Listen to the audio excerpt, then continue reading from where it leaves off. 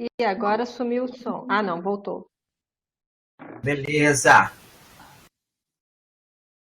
Então, olha, vamos dar início. Acho que o Sobreira começou a gravação. Eu vi ali, ó, 20 segundos, 21.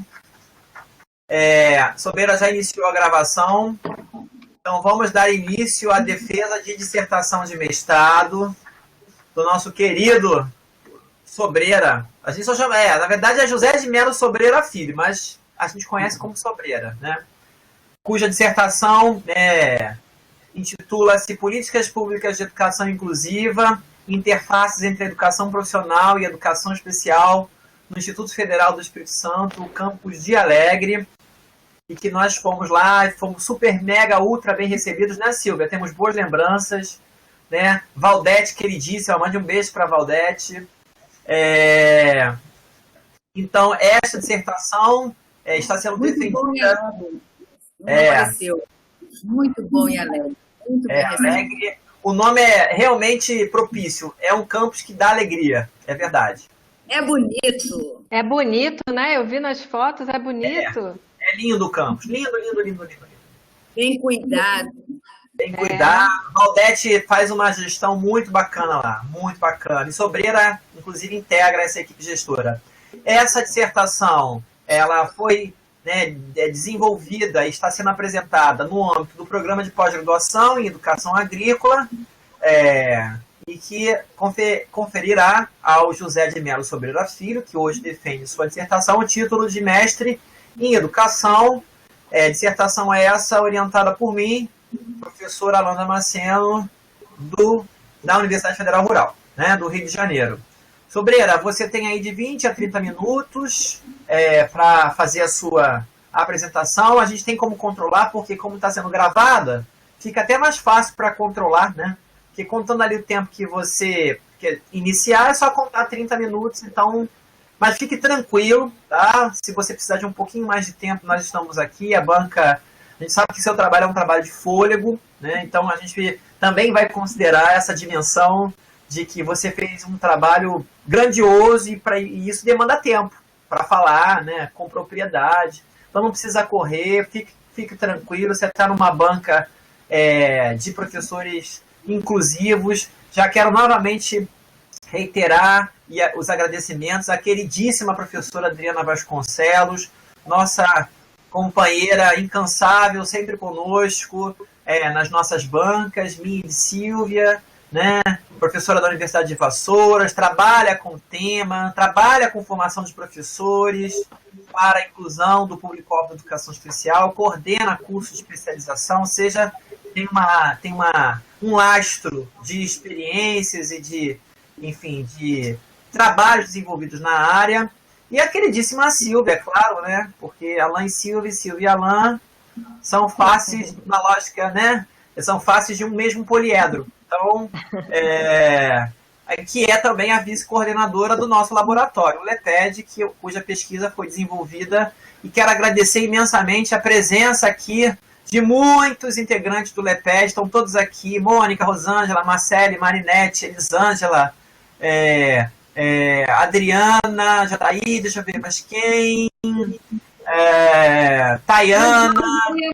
Os queridos, Sandro, acho que é o Sandro de Alegre. Pois é. A Aline defende dia 4. Isso, que defendem também agora brevemente. Então, agradecer se eu esqueci de algum nome, de alguém que esteja aí presente que eu não consegui identificar aqui, do LEPED, membro do LEPED. Késia, acabei de ver, Késia. Então, agradecer a todos e todas e todos pela presença. E a palavra está com você, Sobreira. Primeiramente, boa tarde à banca, né? Professor Alain, professora Silvia, professora Adriana. Boa tarde. Como o próprio professor já anunciou, né, o tema do trabalho é políticas públicas de educação inclusiva, interfaces entre a educação profissional e a educação especial no Instituto Federal do Espírito Santo, mais precisamente no campus de Alegre, né, que foi o locus de estudo.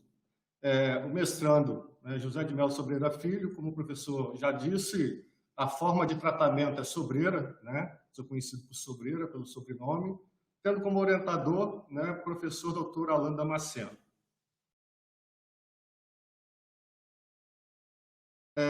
a minha apresentação, né? O professor já falou alguma coisa também. Eu sou servidor técnico administrativo do IFES desde do ano 92, já tenho 28 anos, e estou na coordenadoria de gestão, né, de administração, orçamento e finanças, já há 20 anos. Tenho graduação em estudos sociais, também em história, e tenho especialização em formação socioeconômica do Brasil e em gestão pública. E mesmo estando na área administrativa do IFES, mas antes de me ingressar ao IFES, mesmo depois por alguns anos, eu fui professor da rede municipal e da rede estadual, né? Cheguei a trabalhar com classe muito seriada na zona rural. Então, sempre estive muito ligado à educação. E mesmo no IFES, mesmo ocupando uma função na área de gestão, na área administrativa, eu tenho muita familiaridade com a educação pelo fato de fazer parte de algumas comissões, né? Faço parte do NAPRE, faço parte da Comissão de Assistência Estudantil e por aí vai. Com relação ao tema, né, nós destacamos o avanço significativo das políticas públicas para a inclusão do público-alvo da educação especial. Nós temos visto, nos últimos anos, que tenha ocorrido um progresso muito grande, né, com relação a essas políticas públicas. Mas, ao mesmo tempo, nós sabemos que somente as políticas públicas elas não garantem a inclusão, né? E daí a necessidade de trabalhos de pesquisa na área para a gente conhecer, né, a realidade desses processos de inclusão. E nesse trabalho a gente vai estar conhecendo a realidade do processo de inclusão no Instituto Federal do Espírito Santo, no IFES, Campos de Alegre. O problema de pesquisa se origina no cenário contemporâneo, né? Ou seja, como está acontecendo a inclusão do público-alvo da educação especial hoje no IFES Campos de Alegre, com destaque às políticas públicas de educação inclusiva e sua interface com a educação profissional, já que o IFES Campos de Alegre é uma escola, né, de educação profissional, de ensino profissional. Nós trazemos como objetivos da pesquisa caracterizar as concepções e ações políticas pedagógicas sobre a inclusão do público-alvo da educação especial na educação profissional técnica de nível médio do IFES Campos de Alegre. Também, como outro objetivo, é analisar o PDI, o Plano de Desenvolvimento Institucional do IFES. E nesse PDI a gente observar quais são as diretrizes voltadas, né? Se o PDI contempla o atendimento ao público-alvo da educação especial, considerando os objetivos da educação profissional técnica de nível médio. Outro objetivo é conhecermos as ações político-pedagógicas desenvolvidas pelo IFES Campos de Alegre, no atendimento ao público-alvo da educação especial, conforme a legislação, e avaliar os impactos das concepções político-pedagógicas sobre as ações desenvolvidas pelo NAPRE, no IFES Campos de Alegre, no atendimento ao público-alvo da educação especial. Completando os nossos objetivos e para respondê-los, nós trazemos as questões de estudo, né? Quais concepções de inclusão são afirmadas pelo IFES Campos de Alegre em relação ao público-alvo da educação especial no ensino profissional técnico de nível médio? Quais as ações, né, políticas pedagógicas são observadas para assegurar o acesso, né, e não somente o acesso, mas também a permanência e a aprendizagem do público-alvo da educação especial no ensino profissional técnico de nível médio no IFES Campos de Alegre? Não queremos ficar, né, somente no acesso. Como se revela a interface entre a educação profissional e a educação especial no IFES Campos de Alegre?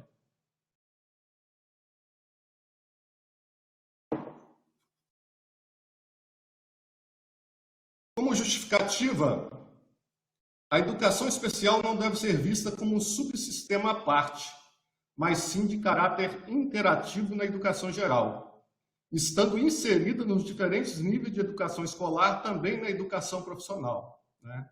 Ainda hoje, nós temos muitos profissionais da área de educação que consideram a educação especial como um subsistema à parte, né, como não fazendo parte da realidade da escola. E principalmente numa escola de educação profissional, nós temos a necessidade que esses profissionais eles tenham a ciência que a educação especial ela faz parte também, ela deve estar em conjunto com a educação profissional. Percebe-se um grande desencontro e distanciamento entre o discurso e a prática. Ou seja, entre aquilo que a lei fala, né, e aquilo que é praticado nas nossas escolas. O que nós percebemos é que muitas vezes a escola ela não está preparada para a educação inclusiva, né? Uma vez que o tempo presente reclama cada vez mais pela construção de escolas inclusivas e abertas à diversidade. Prova disso é que a gente tem visto, né, muitos debates na questão da educação inclusiva, devido justamente a essa necessidade e esse distanciamento que foi construído ao longo do tempo entre o discurso e a prática ao se ofertar a educação inclusiva. A gente traz como situação problema, né, já que esse estudo apresenta como questão central as políticas públicas de educação inclusiva e sua interface com a educação profissional e a educação especial no IFES Campos de Alegre, a caracterização das concepções e ações políticos-pedagógicas de inclusão afirmadas no atendimento às demandas do público-alvo da educação especial no IFES Campos de Alegre. Ou seja, pela pesquisa nós queremos conhecer, né, o que o IFES Campos de Alegre tem realizado como inclusão do público-alvo da educação especial. Aqui também tem sido uma escola onde existe o discurso da inclusão, mas não existe a prática. Nós nos aprofundamos nessa pesquisa com esse objetivo de estar alcançando. Trazemos como fundamentação teórica, né, para a nossa pesquisa a teoria crítica da sociedade, né, principalmente as ideias do pensador Adorno. Nós nos baseamos na teoria crítica.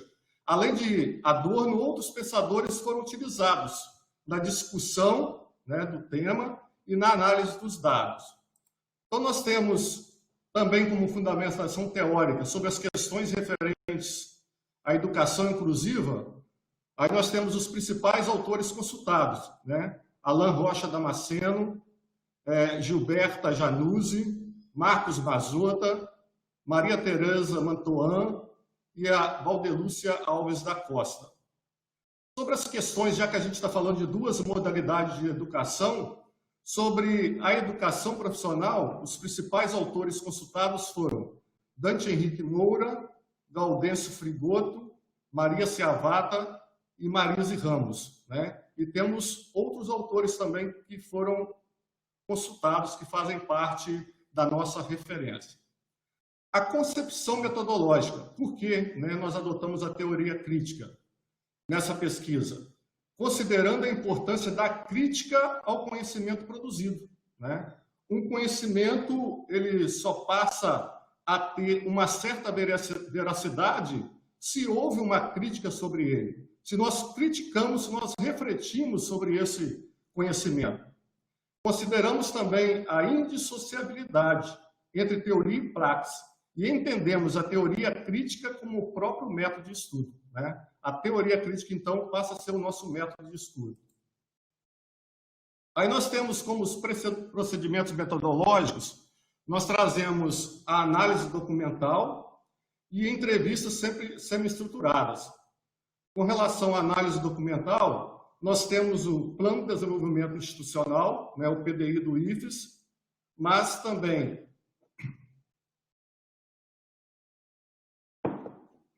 consultamos o Estatuto, o Regimento Interno, o Regulamento da Organização Didática, a legislação, né, tanto nacional como várias resoluções que são criadas pelo próprio IFES com relação à educação especial, com relação à educação inclusiva na educação profissional. E as entrevistas semi-estruturadas. As entrevistas, né, foram feitas com a equipe gestora do campus e um membro do NACME, né?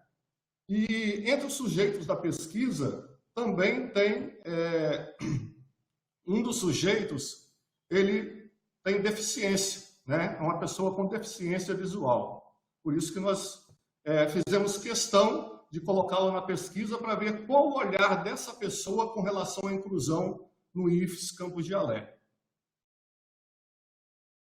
Instrumentos metodológicos, né? Nós usamos um questionário de caracterização somente para obter informações, né, dos sujeitos participantes da pesquisa, que é a equipe gestora e um membro do NAPRE. A caracterização do locus, né, do local da pesquisa. O Instituto Federal de Educação, Ciência e Tecnologia do Espírito Santo, Campos de Alegre, que é o locus dessa pesquisa, está situado na região sul do Espírito Santo, né, no município de Alegre, como o próprio nome diz. O IFES de Alegre integra a Rede Federal de Ensino Profissional.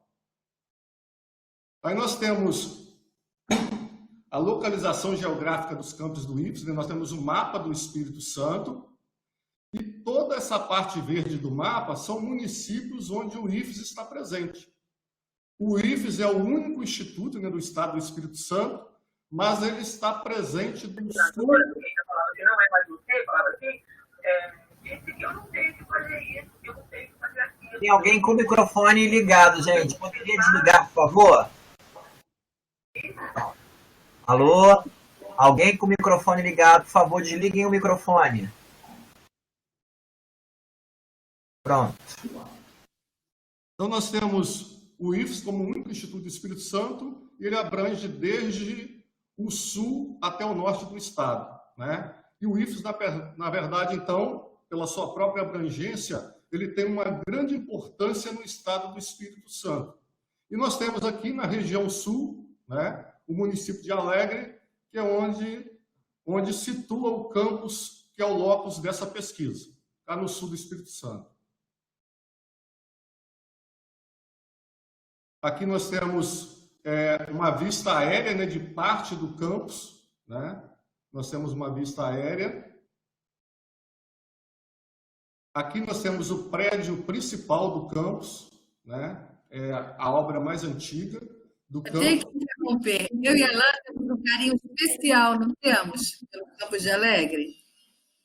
Eu acho encantador esse campus. Eu sou suspeito. Aqui nós temos a chegada do prédio principal, né, a subida. A gente vai precisar agora que a Adriana venha ao campus para também conhecer, né? Fica o convite. A caracterização dos sujeitos, né? Foram feitos com 8 componentes, né, sendo 7 da equipe gestora e um membro do NAPRE, né? Nós colocamos um identificador para preservar o anonimato, né, dos sujeitos da pesquisa. Nós temos a formação acadêmica, a titulação máxima, nós temos o ano de início da gestão, né? Temos o ano de ingresso no IFES, temos a experiência anterior com educação inclusiva, se tem ou não, e temos a participação de eventos voltados à inclusão público-alvo da educação especial. Sim e não também. Aí nós vamos para os resultados e discussões, né? Vou tomar água de vez em quando, que eu estou com a garganta seca. Pode ir, que você tem tempo suficiente, pode explorar, fica tranquilo. Quanto aos resultados da discussão, então nós achamos por bem usar algumas categorias, né, para análise da discussão. Nós dividimos, então, tanto a análise documental quanto a entrevista em categorias. E aí a gente temos a primeira categoria, inclusão em educação, políticas públicas para o público-alvo da educação especial, né? Ou seja, aqui nós queremos conhecer, de um modo geral, o que as pessoas sabem sobre educação especial, né? O que os sujeitos da pesquisa conhecem com relação à inclusão do público-alvo da educação especial. Quando chega na segunda categoria, nós vamos afunilando, né? E nós agora queremos saber políticas institucionais de inclusão do público-alvo da educação especial no IFES Campos de Alegre. Então, agora nós nos voltamos para o locus da pesquisa, né? Quais são as políticas utilizadas pela instituição com relação ao público-alvo da educação especial no campus de Alegre? E a terceira categoria usada para análise e discussão dos dados é a inclusão do público-alvo da educação especial na educação profissional, papel do NAP no IFES Campus de Alegre, né? Sabemos da importância do núcleo nas instituições de ensino profissional, então nós queremos saber, né, quais são os desafios, quais são as ações do NAP dentro do IFES Campus de Alegre. Então, como resultados dessas discussões, com relação à primeira categoria, né, que é a inclusão em educação, políticas públicas para o público-alvo da educação especial, nós, analisando o PDI e demais documentos, nós percebemos que, dentre os princípios da instituição, está pontuado o compromisso com a inclusão de pessoas com deficiências e necessidades educacionais especiais, né? Isso está muito claro dentro do PDI e demais documentos do IFES, do Estatuto, do Regimento Interno, da ROD, todos eles se faz presente dentro dos princípios da instituição o compromisso com a inclusão. Então, nós temos aí os documentos, o papel, né? Na abordagem do assunto da educação especial, na perspectiva da educação inclusiva, alguns gestores e educadores a compreendem ainda de forma limitada. Mas, mesmo isso estando presente nos documentos, né, em todos os documentos analisados, nós percebemos que dentro da equipe gestora, alguns membros eles têm um conhecimento muito superficial, né, com relação à abordagem do assunto da educação especial na perspectiva da educação inclusiva. E verificamos também o não conhecimento das funções do AEE, contidas na legislação por alguns participantes, ao afirmarem que falta clareza nas funções a serem desempenhadas pelo atendimento educacional especializado, né?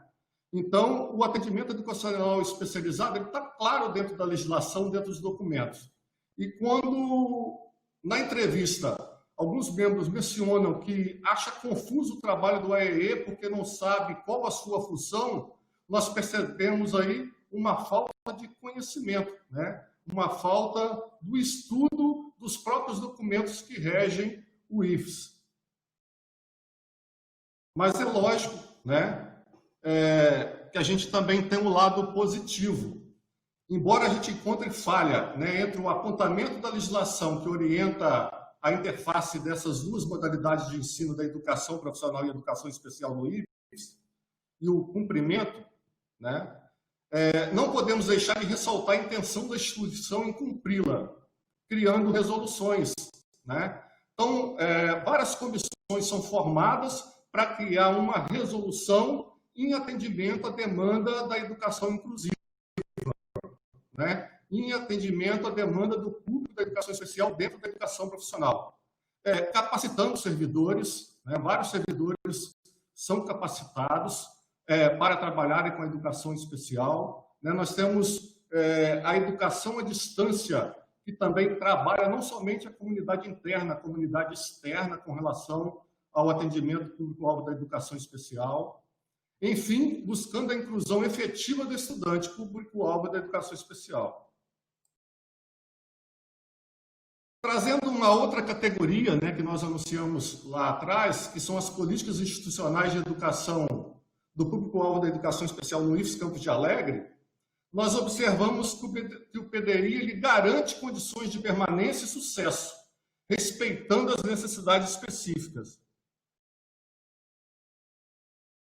Mais uma vez, nós vemos que os documentos eles contemplam, eles garantem não somente a entrada do aluno, mas também ele garante condições para que esse aluno permaneça e esse aluno saia com êxito, que ele tenha sucesso, né? Respeitando as suas necessidades específicas.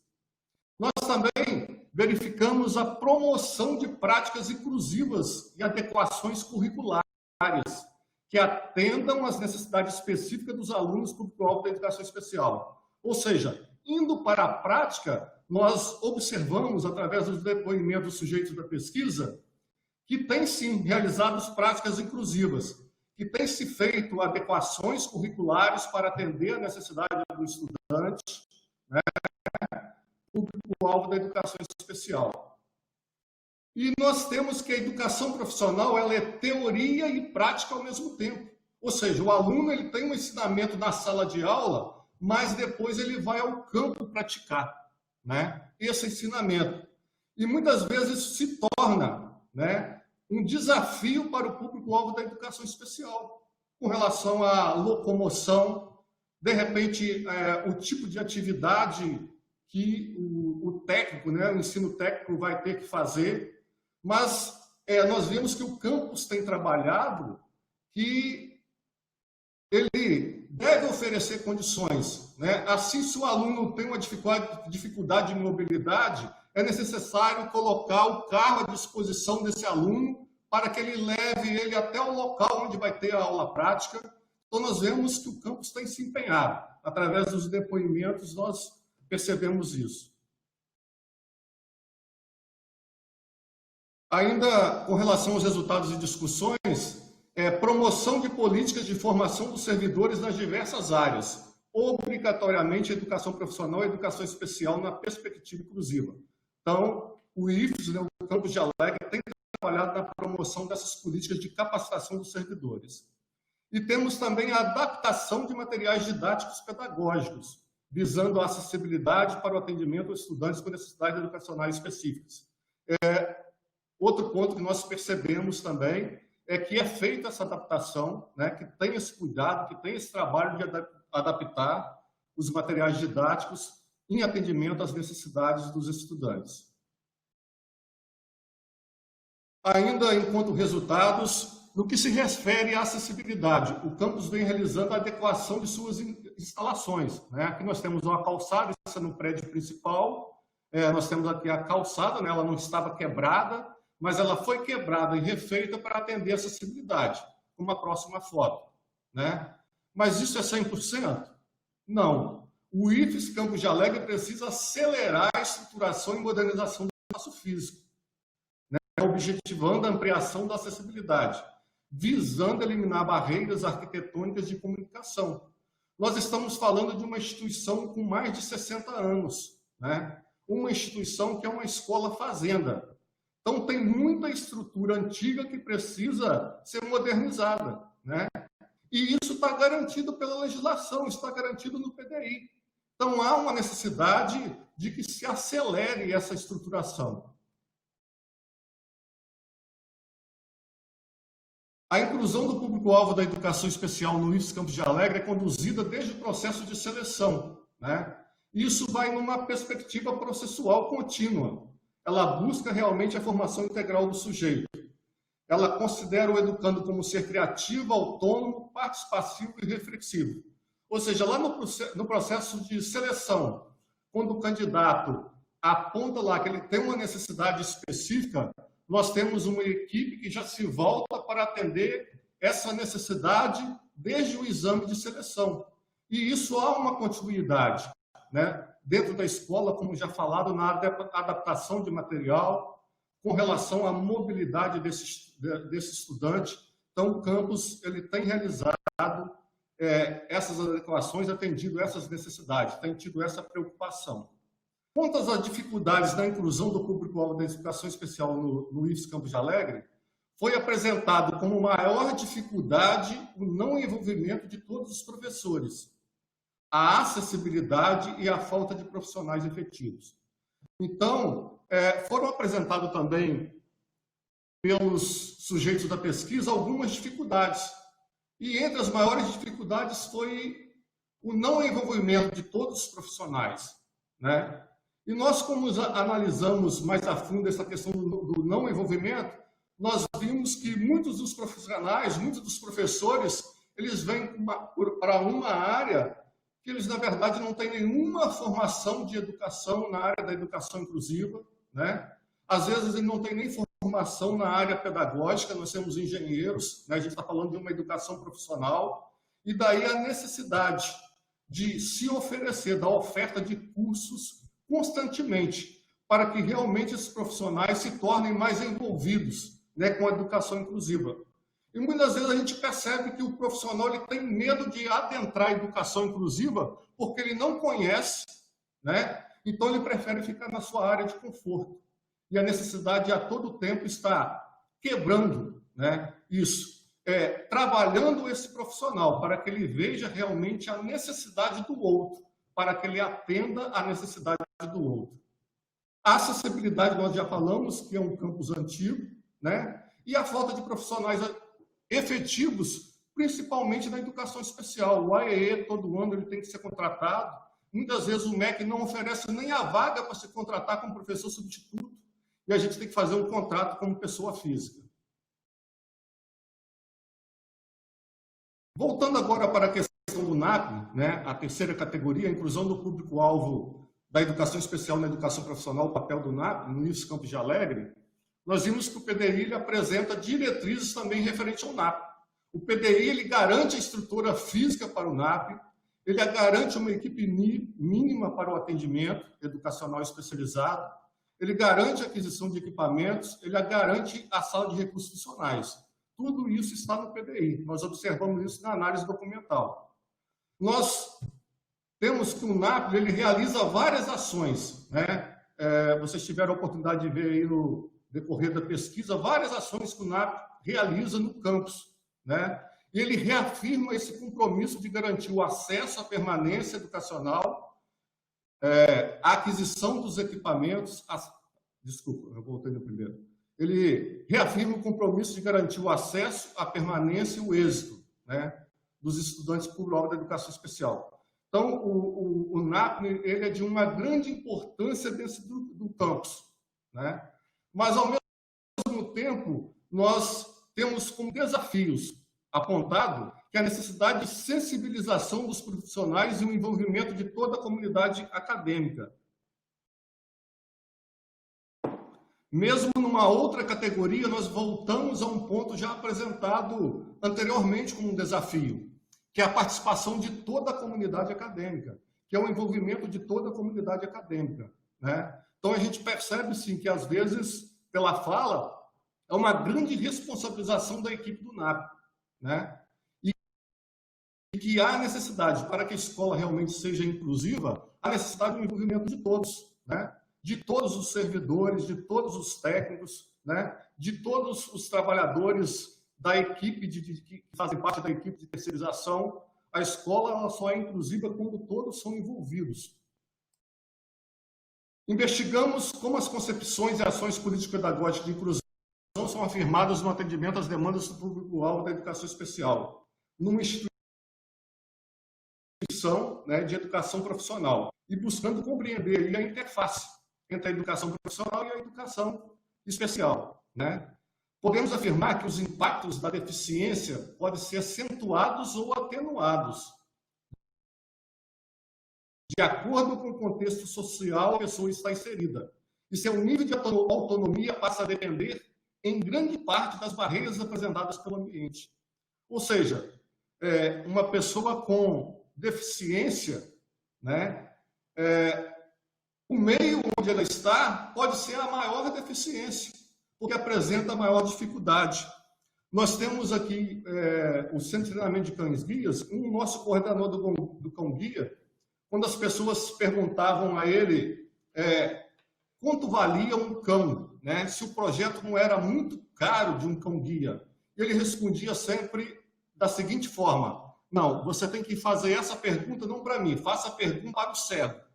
Quanto vale um cão-guia? Ele vai te falar se é muito caro ou não, né?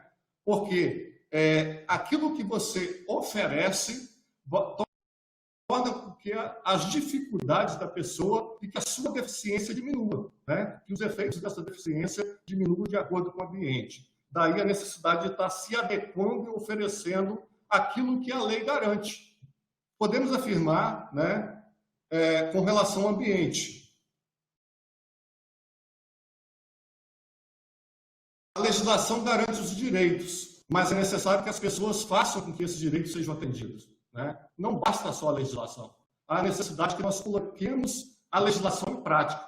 As leis são colocadas em práticas por nós, né? aqueles que estão ocupando funções de gestão em uma escola, os professores e os demais, né? É nossa obrigação fazer com que essa lei se torne uma prática e aí sim, ela precisa ser transformada em ação nas instituições de ensino, pois a escola só será inclusiva com a participação de todos, estudantes e profissionais da educação. O exercício de apoio e de trabalho colaborativo potencializa a criação de oportunidades de aprendizagem, ou seja, a escola tem que estar toda imbuída em um processo de inclusão. Isso não se tornará um peso para ninguém, mas se tornará uma etapa fácil a ser vencida, para que a escola seja realmente inclusiva. É necessário desenvolver ações de conscientização, né? Isso a cada momento nós devemos estar desenvolvendo essas ações de conscientização, que a educação está fundamentada também no acolhimento do outro, né? É você se colocar no lugar do outro. Quando você se coloca no lugar do outro, você se sensibiliza com a sua necessidade. E você vai trabalhar em prol que as suas dificuldades sejam diminuídas. Faz-se necessária uma formação continuada, né? Que permita aos profissionais tornarem-se reflexivos e críticos, para que ultrapassem as práticas de ensino uniformes e reprodutoras de modelos pedagógicos, né? É necessário levar o profissional a ser reflexivo para que ele saia da sua zona de conforto e comece a olhar a necessidade do estudante e comece a estar admitindo, né, viver novas experiências no cotidiano escolar, né, com os estudantes e suas demandas de aprendizagem, que levem ao desenvolvimento humano e social. Esperamos que as reflexões suscitadas nessa pesquisa colaborem com novos estudos, né, para que a produção de conhecimento acerca da temática, pois o desejo é contribuir para a inclusão, torne-se um projeto real, comum, no IFES Campos de Alegre, mas também em todas as instituições de ensino, produzindo justiça e equiparação de oportunidades entre os estudantes, né?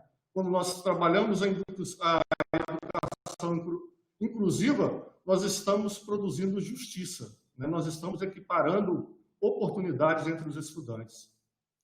Concluímos, né, parafraseando os sujeitos da pesquisa, porque nós o tempo todo estamos sendo transformados, o tempo todo estamos tendo novos servidores que precisam de capacitação, precisam também passar por esse processo de sensibilização, que precisam também ter a sua prática com esse olhar inclusivo. Reconhecemos que o caminho a ser percorrido ainda é longo e que o IFES Campos de Alegre tem muito a construir com vistas a se tornar uma escola de fato inclusiva e democrática. E nós dizemos que o processo de inclusão ele não tem fim, né? Ele é um processo contínuo, justamente porque nós precisamos ser transformados. A cada momento nós vamos estar recebendo novos estudantes, nós vamos estar recebendo novos profissionais. Então, esse processo de inclusão, de capacitação, de transformação, ele é contínuo. Aí nós trazemos algumas referências, né? E para finalizar, né, agradecemos, né, a todos, mas nós terminamos com essa imagem, a inclusão da pessoa com deficiência no mundo do trabalho. E aí nós temos uma engrenagem, né? A engrenagem ela significa a organização, a junção de forças. Nós temos aqui uma pessoa com deficiência, né? Mas aqui está sendo produzida a equidade. Ela está fazendo parte dessa engrenagem e está se dando condições para que ela participe do trabalho, exigindo a mesma força, né, dos demais. Obrigado, né, pela paciência aí, por ter ultrapassado um pouco de tempo. Nada. Obrigado, José Sobreira. Pode botar lá na primeira página, querido, lá do início da apresentação. Enquanto isso, eu vou reiterando os agradecimentos. Isso, obrigado. A querida Adriana, a quem sempre sensivelmente está como nossa interlocutora em nossas bancas, Mindy Silvia, né? E dizer que é um prazer revê-la no meio da pandemia, uma pena que é a distância, né? Mas porque a gente celebra muito quando a gente se encontra, sabe, Sobreira? Eu, Silvia e Adriana e Fátima, a gente faz uma festa.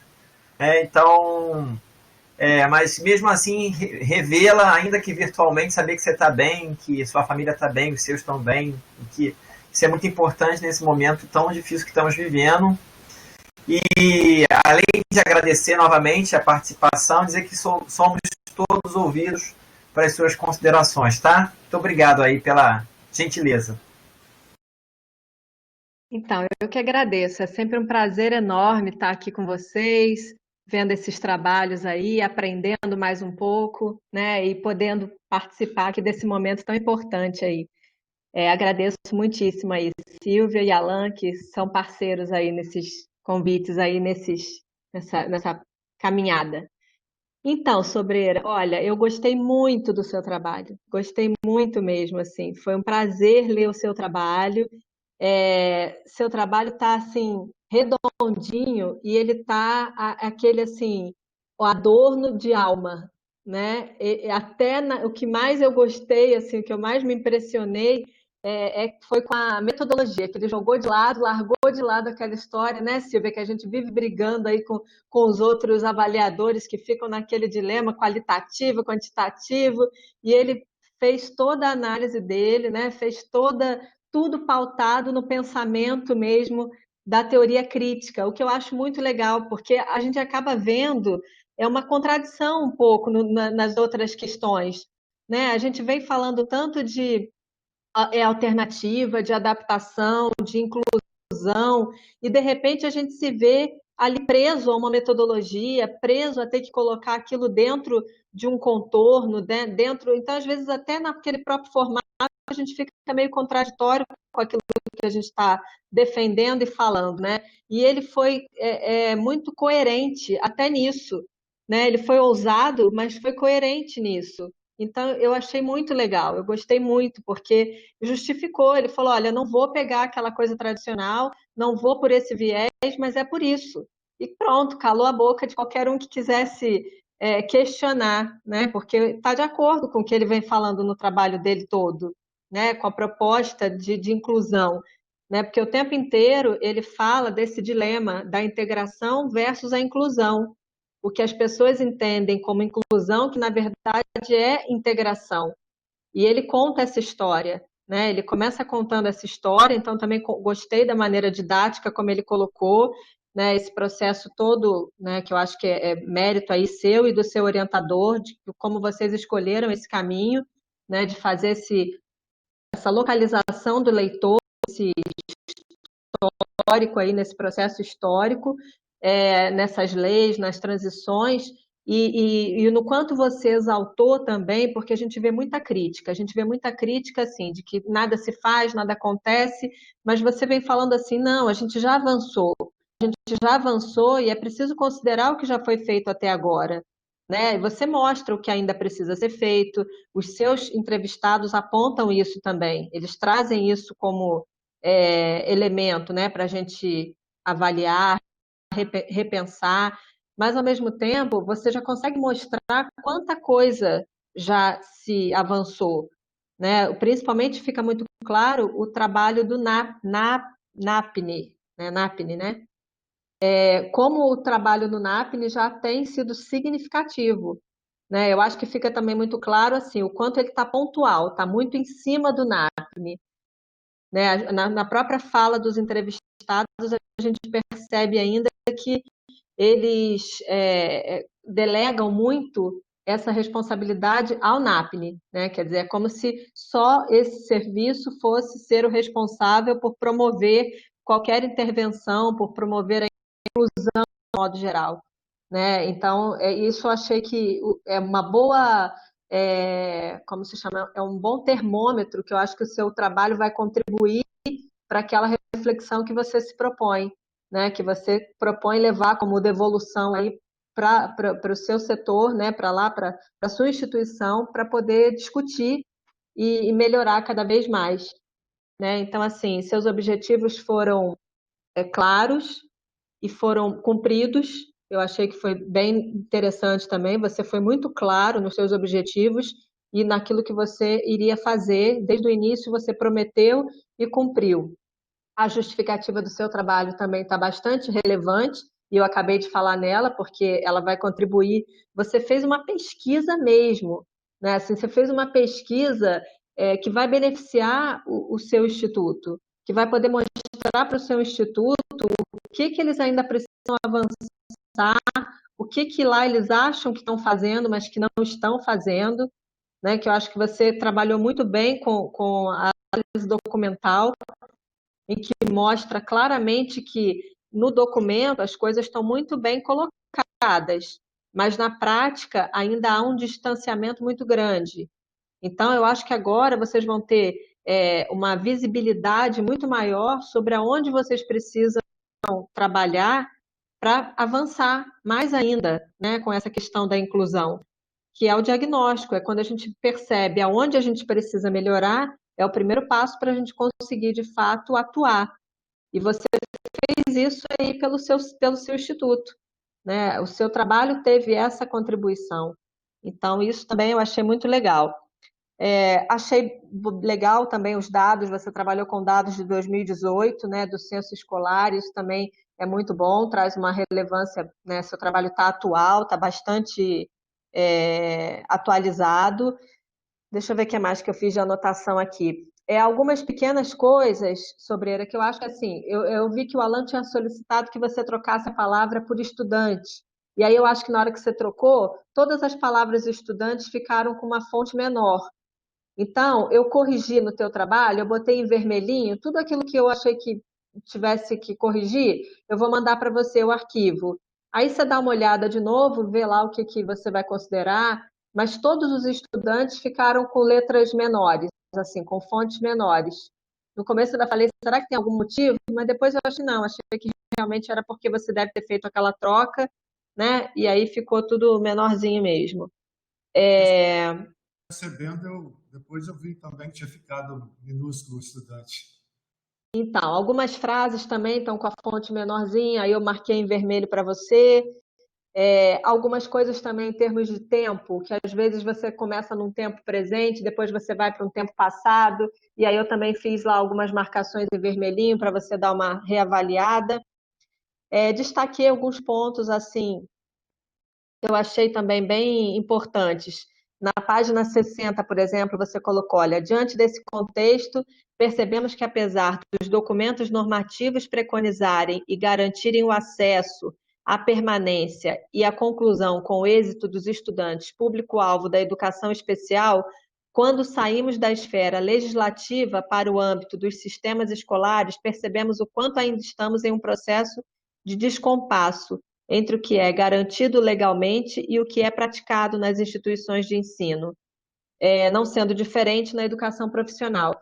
Você faz uma discussão muito amarradinha de tudo isso, né? Você traz o Adorno o tempo inteiro, o Alain o tempo inteiro, e parece que eles escreveram para o seu trabalho, né? Porque você colocou na hora certa as colocações deles também. Então, isso dá uma força para o teu trabalho, né? Porque fala assim, olha, alguém já falou sobre isso, né? Isso aqui está embasado, teoricamente, por outros estudiosos.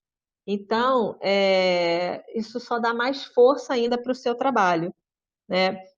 Interessante, eu coloquei aqui, interessante a discussão dos dados à luz da teoria crítica da educação, como o próprio método, que eu já te falei, desse estudo, de modo que os dados resultantes da pesquisa serão analisados de forma crítica e reflexiva, sem aprisionamento do objeto de estudo, que foi aquilo que eu falei no início, que foi a sua ousadia que mais me animou, assim, que eu achei muito legal, né?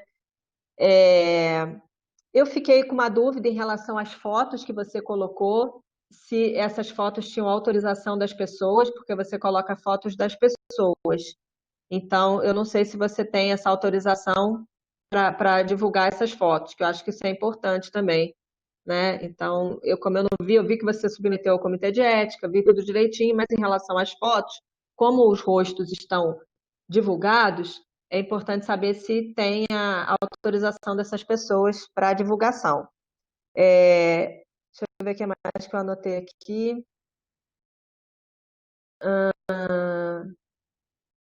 Falei da importância do NAPNE, que tem um caráter positivo e outro negativo. O positivo está no seu diferencial, que é com certeza percebido por todos. Ou seja, todo mundo destaca, né? Parece que esse NAPNE tem realmente uma grande atuação e relevância.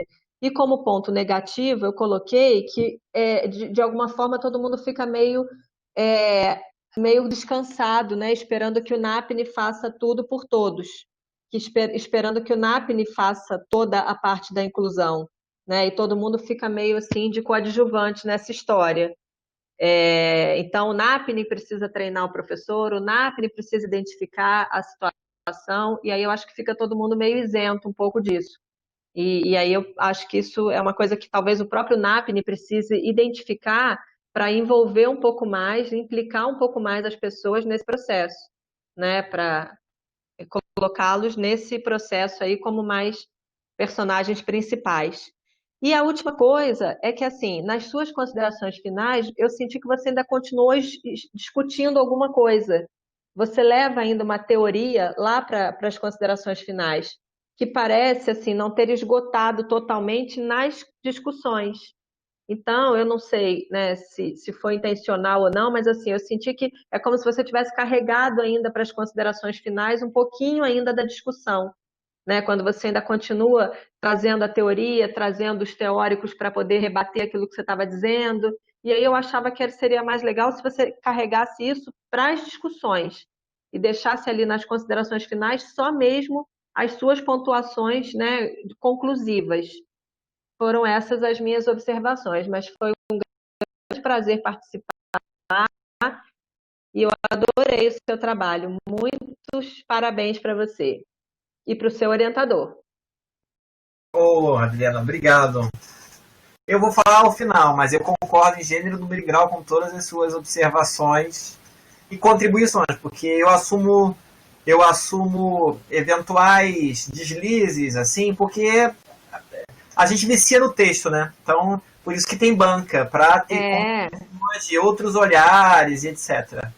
E eu não tinha parado para pensar nessa observação que você fez agora ao final, de que ele continuou discutindo alguma coisa, realmente. A gente vai lá olhar e se tiver, volta para análise de discussão. Não tem sentido. As considerações finais é para concluir, né? Não é para discutir mais. Mas agradeço as contribuições e é sempre bom estar com você. Quero reiterar isso, tá? Eu que agradeço. Eu sou assim, bastante suspeito, porque eu vou falar ao final mesmo para não influenciar a banca, mas eu achei o trabalho do seu Breira assim, um espetáculo. Mas tudo bem, vamos lá, Silvia.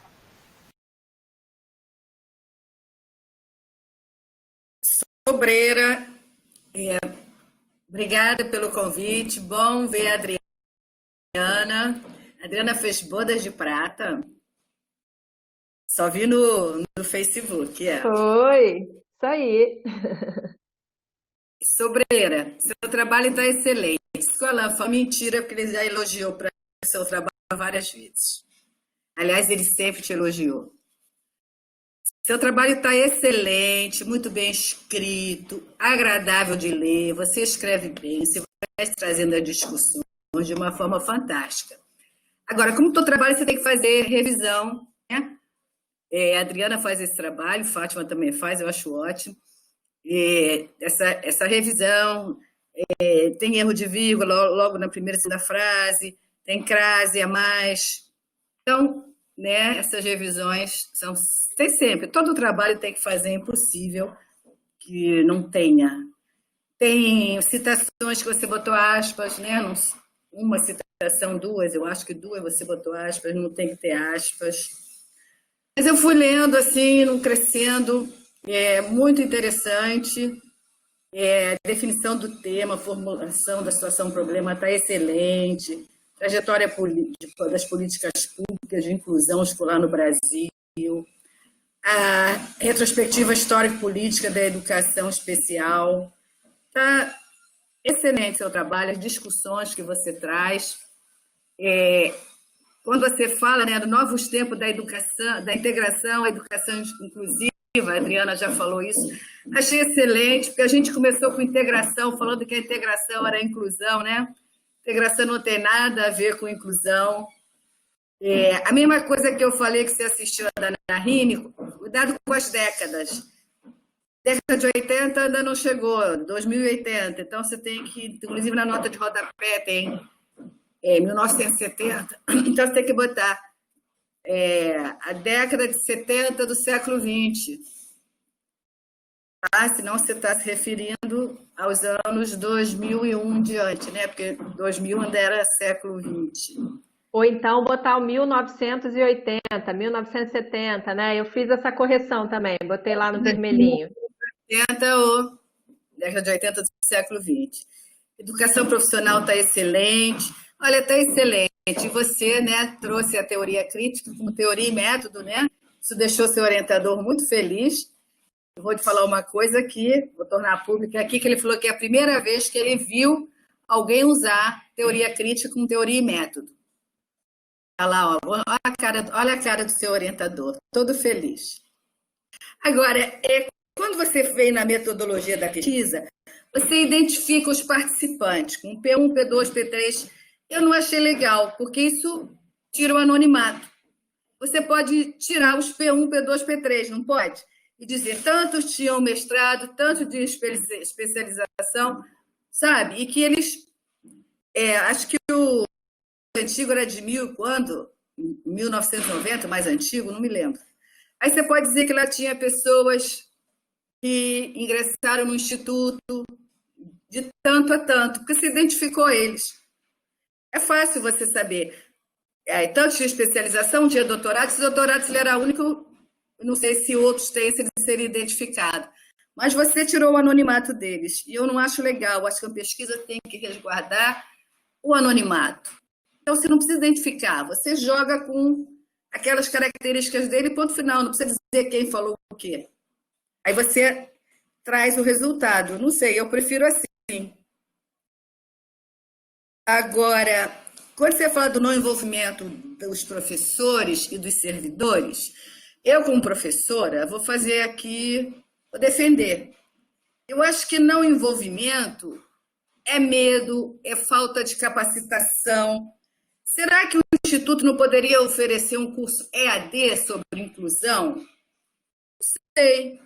Para as pessoas tomarem ciência do que é inclusão, o que são as pessoas com necessidades especiais, quais são as necessidades especiais que poderiam acontecer. A Narine mostrou até no Instituto, no Instituto Federal Goiano, quais são as necessidades especiais dos discentes, né? E eu acho, não sei, eu pensei agora, sei lá, leva essa proposta, eu acho que seria legal. Porque não envolvimento das pessoas, acho que é medo de lidar com uma questão tão delicada. E fazer como? Você estava na sala da Narine, quando eu falei que eu tive um aluno cego. Eu cheguei para ele e falei, me ajuda, o que eu posso fazer por você e com você? Foi difícil. Então, assim, isso vai do professor ao servidor. É claro que vai impactar mais o professor, mas também tem o cara lá da portaria, que lá no Instituto tem, né? Tem lá as pessoas da portaria, tem o pessoal do restaurante. E eu acho que isso vai ser sempre um desafio. E as pessoas não são capacitadas, não sabem nem como procurar essa capacitação. Mas eu acho que o Campo de Alegre ele é bastante inclusivo, a ideia que eu tenho. E a última vez que nós fomos para dar aula para a sua turma, junto com o pessoal do IFES, não, você é do IFES, junto com o IFE Goiano, a Valdete me levou para ver essa obra que você mostrou aí, né? Que ela estava transformando toda a calçada, né? E, embora seja um instituto que tem altos e baixos, né? Mas eu acho ele bastante inclusivo e vejo que a Valdete faz um trabalho... Ela ainda é diretora?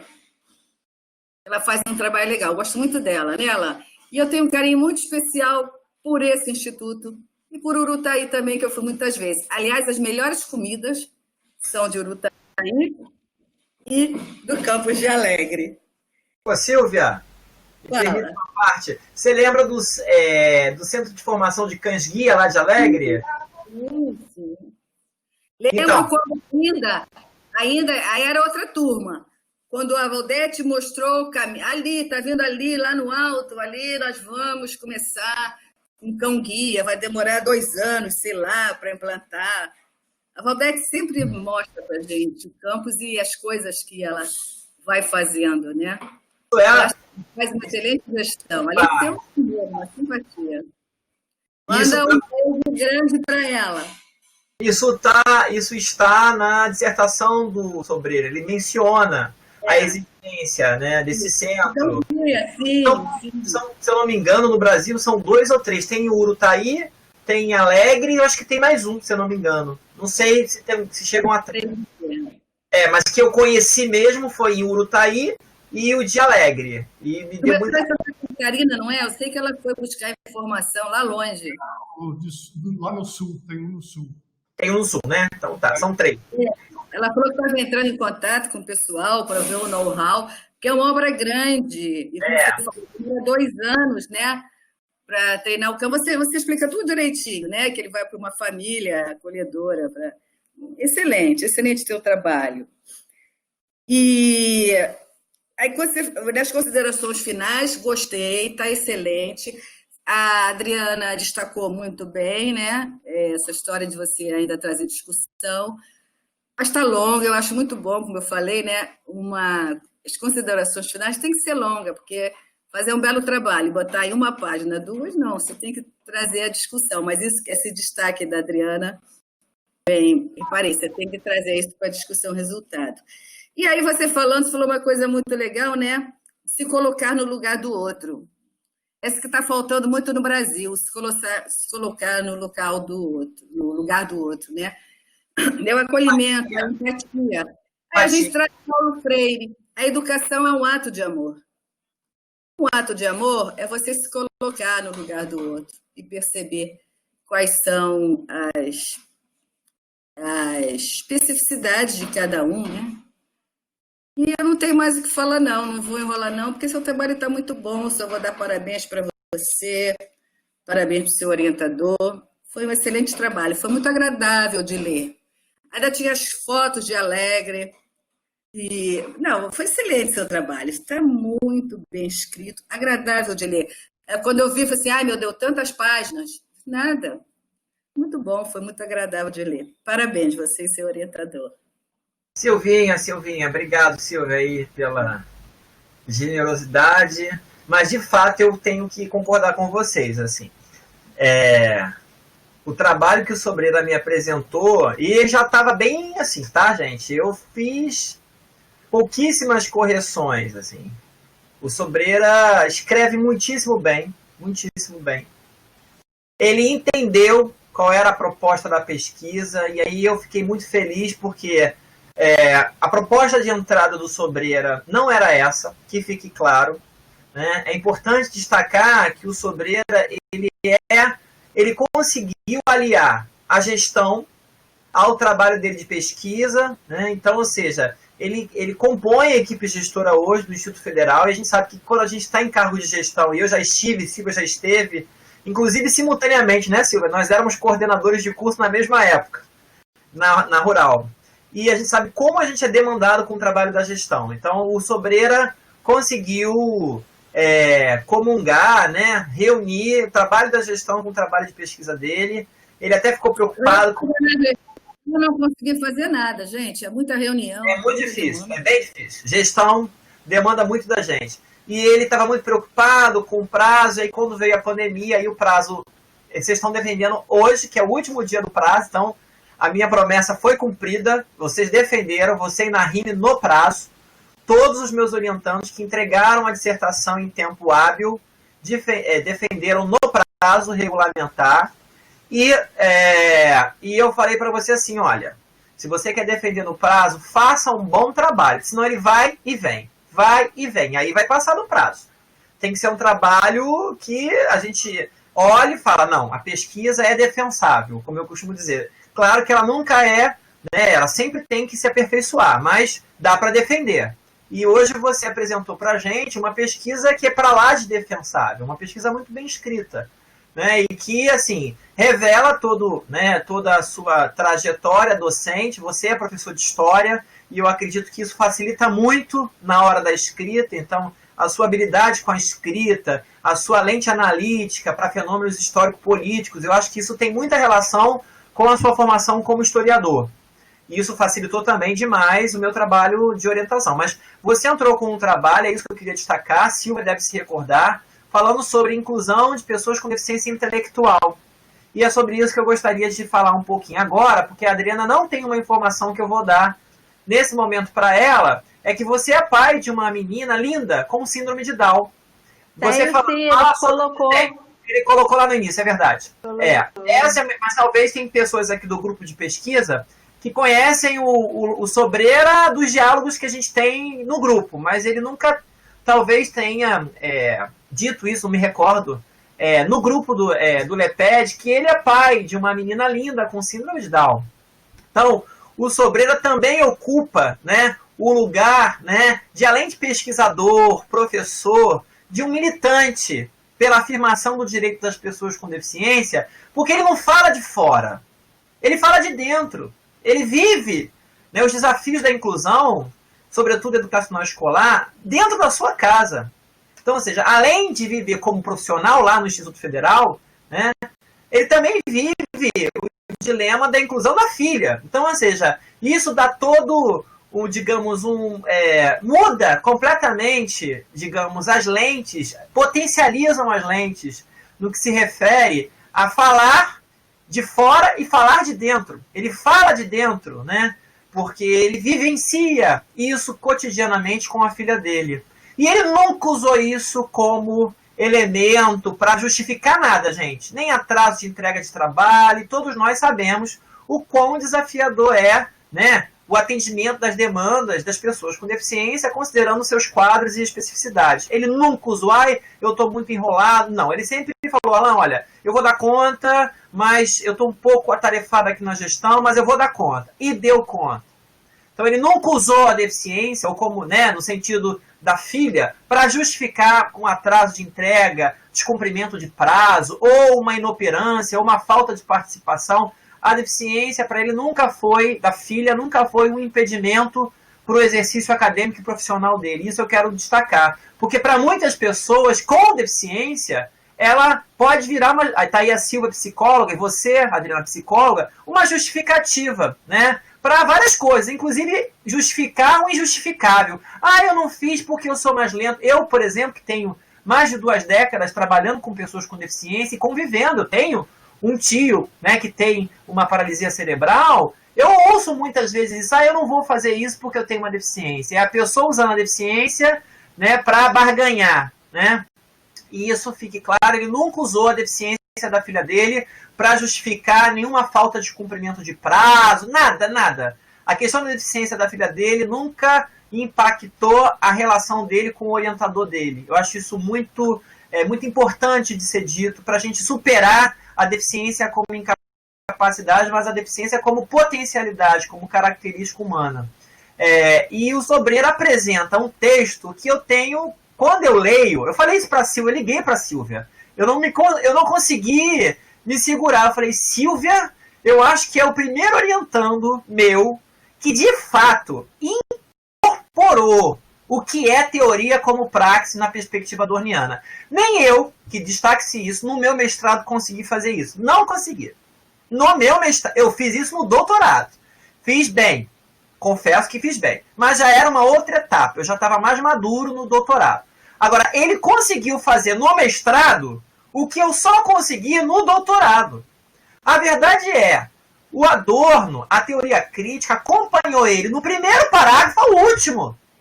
E isso é muito difícil, como a Adriana colocou, de você conseguir, ainda mais considerando um mestrado.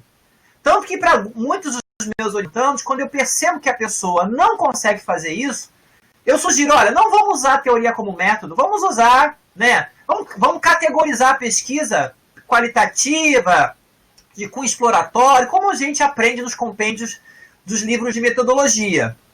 Se eu vejo que a pessoa não vai dar conta, eu não me oponho a que ela não use a teoria como método. Agora, se ela se propõe a usar a teoria como método, ela vai ter que usar a teoria como método. Não dá para ficar no meio do caminho, né?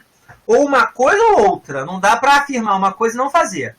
Bom, e ele conseguiu fazer isso. E fez com uma maestria assim, impressionante. Repito, eu acho que isso tem muito da formação dele como historiador, eu acho que isso tem, né, elementos, né, de uma formação que é anterior, ele é um cara muito analítico, ele tem, eu imagino como gestor, deve ser muito bom trabalhar com você, porque você tem uma lente muito analítica, muito potente para entender fenômenos, e repito, eu consigo identificar isso numa associação direta com a sua formação da graduação. Acho que como historiador isso tudo, né, fica mais visível. Para mim, por exemplo, que não sou historiador, tive que desenvolver essas lentes no mestrado, no doutorado, mas você já traz isso da sua graduação. Então ele apresenta para a gente um texto de qualidade singular. Eu falei para ele, olha, a sua missão é se inspire no texto da sua colega de mestrado que te antecedeu, que foi a Silvia foi da banca dela, a Lívia, também psicóloga, que fez um trabalho lindo lá no Instituto Federal do Amapá. Mas eu falei para ele, tá aqui o trabalho da Lívia, você vai se inspirar no trabalho da Lívia e vai produzir o seu. E ele foi muito além. O da Lívia foi lindo, Silvia se recorda, o trabalho da Lívia foi lindo, mas ele conseguiu vislumbrar horizontes que nem eu imaginei que ele conseguiria ver, né? E ele foi longe, muito, muito mais longe do que eu poderia, num primeiro momento, imaginar. E ele apresenta para a gente, no meu entendimento, uma das melhores dissertações de mestrado que eu já orientei, e olha que eu já orientei mais de 20. E eu falei isso para ele no e-mail. Falei para ele, olha, Sobral, eu vou reconhecer o mérito do que é o mérito. Você caminhou muito autonomamente, com meu apoio, sem dúvida, mas muito autonomamente, e fez uma pesquisa que tem muito a contribuir. Eu não sei se existe algum tipo de premiação da CAPES, do CNPq, não sei, existia, não sei se agora existe, mas se tiver, acho que você deve, inclusive, eu indicaria, e acredito que eu indicaria também ao programa, ao PPGE, para a sua dissertação concorrer ao prêmio de melhor dissertação na área de educação, porque, de fato, me arrepio. A sua pesquisa foi uma das mais bonitas que eu já orientei. Eu tenho muito orgulho do seu trabalho. Acho que o IFES, Valdete, a quem eu mando, junto com o Silvio, um grandioso abraço e carinho. Amo Valdete. Eu acho que Valdete deve ter muito orgulho de tê-lo na equipe dela e, mais ainda, o IFES de ter um ser humano tão sensível, tão humanizado e um profissional tão sério e competente no seu quadro. Você orgulha o quadro de docentes do Instituto Federal, não só do Espírito Santo, mas do Instituto Federal de uma maneira geral. É isso que eu tenho a lhe dizer, e dizer como é prazeroso estar nesse momento e chegar aqui aos 45 do segundo tempo com um diamante que foi tão lapidado como você. Parabéns, eu tenho orgulho.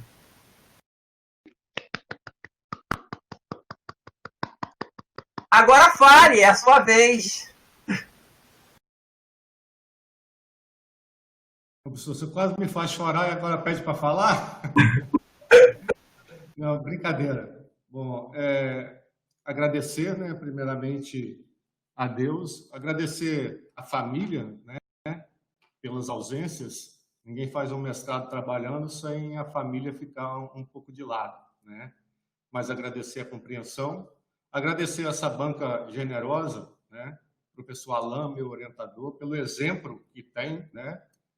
Que a gente pode tê-lo como exemplo, e isso é um incentivo para a gente trabalhar pela causa da educação inclusiva, né? Agradecer a Silvia, que me acompanha desde o ingresso, né? A Silvia estava na minha banca para ingressar no mestrado, fez parte da minha banca de qualificação e hoje está fazendo parte da minha defesa. Obrigado, Silvia, por estar presente. Professora Adriana, né? O prazer em conhecê-la, né? Obrigado por ter aceitado o convite de fazer parte dessa banca. Para mim é motivo de alegria e de orgulho. É isso, então. Prazer foi todo meu. Que maravilha, que momento lindo. Faremos o seguinte, Sobreira, a gente vai fechar o nosso microfone e a nossa câmera, porque a gente vai se reunir secretamente no WhatsApp, tudo aqui é virtual, para poder construir o seu parecer, e aí com isso está liberado agora as câmeras e microfones de todos que estão na sala que quiserem te parabenizar e falar com você, tá bom? Até já!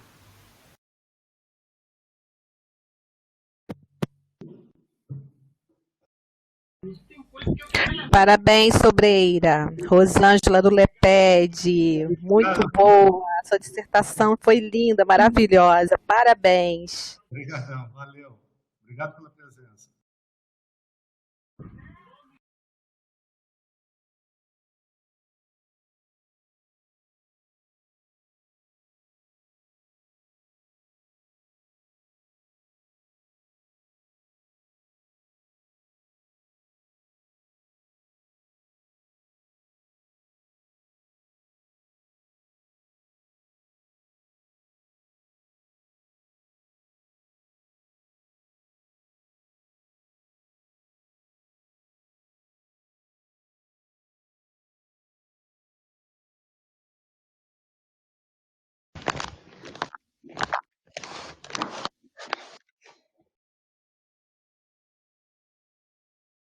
Parabéns, Sobreira. Obrigado, Geraldão. Isso Tchau, aí. tchau. Que Deus continue te iluminando aí. Parabéns mesmo. Linda apresentação. Valeu? Tchau, obrigado.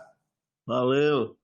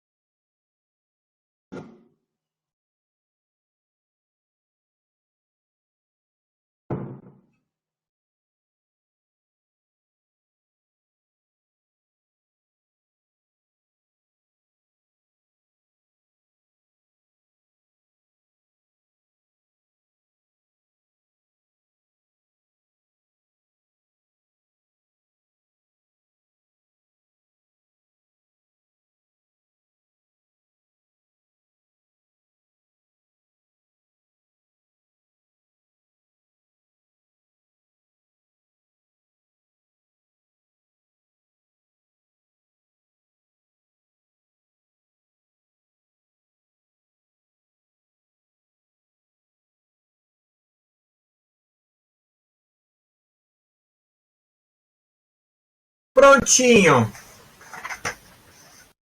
Sobreira. Então vamos lá, Sobreira. Deixa eu só botar aqui. Ligar aqui o meu celular, porque o parecer está no celular. Pronto, tá aqui. Beleza. Então vamos lá, gente. Então, Universidade Federal Rural do Rio de Janeiro, Programa de Pós-Graduação em Educação Agrícola, ata número 116, e aos 20 dias do mês de julho do ano de 2020, às 15 horas e 10 minutos, instalou-se a banca examinadora de dissertação de mestrado de José de Melo Sobreira Filho, sob orientação do professor Dr. Alain Rocha Damasceno. A banca examinadora foi composta pelos professores pesquisadores, a professora doutora Adriana Vasconcelos da Silva Bernardino, examinadora externa da Universidade de Vassouras, a professora doutora Silvia Maria Mello Gonçalves, examinadora interna ao programa, professora da Universidade Federal Rural do Rio de Janeiro, e seu orientador, eu mesmo, professor doutor Alan Rocha Damasceno, UFRRJ. A dissertação intitulada Políticas Públicas de Educação Inclusiva, Interfaces entre Educação Profissional e a Educação Especial no IFES, Campos de Alegre, foi iniciada às 15 horas e 14 minutos e teve uma duração de aproximadamente 38, 39 minutos. O candidato, após avaliado pela banca examinadora, obteve o seguinte resultado: aprovado, com o seguinte parecer. Vamos lá, que eu agora tenho que abrir aqui. Bom, a banca destaca a relevância do tema e do problema de pesquisa, com ênfase na originalidade da interface educação profissional e inclusão escolar do público-alvo da educação especial. Ainda ressalta a importância da potência do referencial teórico-metodológico, a teoria crítica, com ênfase no pensamento de Theodor Adorno, que foi fundamental para a análise e discussão dos dados. Sugere-se a apresentação dos resultados desse estudo em um seminário a todos os integrantes da comunidade escolar do Instituto Federal do Espírito Santo, Campos de Alegre. A banca sugere a publicação do texto na forma de artigos científicos e capítulos de livro, além de indicá-la para a candidatura a premiações de pesquisas na área de educação. Então, parabéns, é mérito todo seu. Isso tudo que você acabou de ouvir. Parabéns para você. É mérito nosso, professor. É isso. Agradecer a todos os presentes. Você pode agora já parar aí a gravação, salva isso aí, hein, pelo amor de Deus.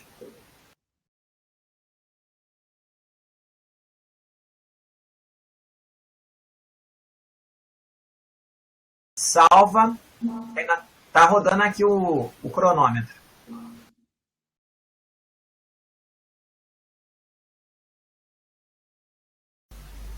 Agora não, estou com o meu técnico lá da TI lá, deixa eu falar com ele. Fala com ele. Fala com ele como é que salva. Não pode perder isso, não. Oi. Pode encerrar, pode parar a gravação. Pode parar? Beleza. Tá gravando, isso. Aí eu preciso que você me mande, Sobreira, ou o link para eu baixar, ou o arquivo